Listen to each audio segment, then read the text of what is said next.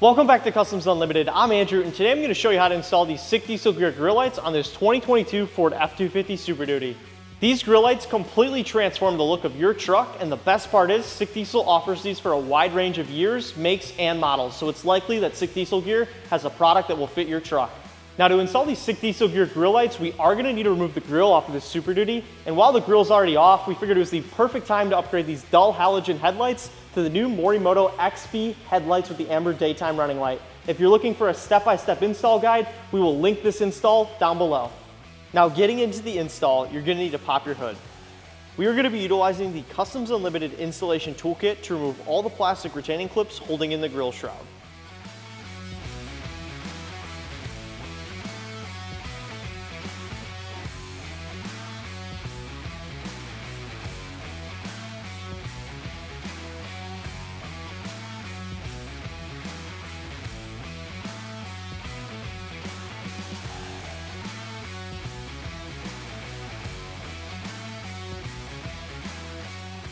Once the grill shroud is removed, we are going to remove the top 4 10mm bolts that hold the top of the grill in place.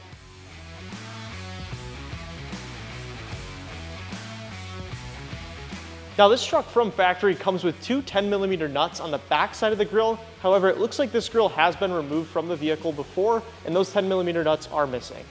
As I previously mentioned, this grill has been removed off of this vehicle before, and the person prior that removed this grill did misplace these plastic covers. Your vehicle will likely have them. The last step to removing your grill is to depress the metal clips on the bottom side of your grill and pull the grill out towards you. With the grill removed, it's time to mount the grill bars. Insert the bars into the grill, making sure to use the slot that aligns with the height of your DRL, and pointing the end with the wire to the side you plan on sourcing power from.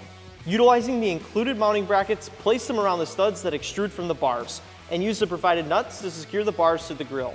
Be careful not to over-tighten the nuts to avoid stripping out the threads. Once the bars are mounted, you'll need to connect both bar wires to one main power and one main ground. We are going to use an 8-foot lead wire that is not included in the kit, but can be purchased on our website.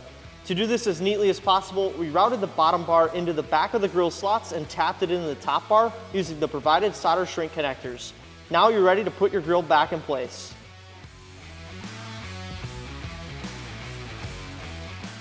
Now that our grill bars are installed and connected together, it's time to source power and ground. In order to do so, you have 3 different options. You can either install to your factory upfitter switches if your vehicle is equipped with them, or to an aftermarket switch system such as a universal lighting control system, or to a plug-and-play harness. All of this information on how to wire these up to those specific power and ground sources are linked down in the description below. We have full step-by-step overviews on how to do so. With the grill in place, go ahead and secure it using the original 10mm bolts and secure your grill shroud back over top using the retaining clips.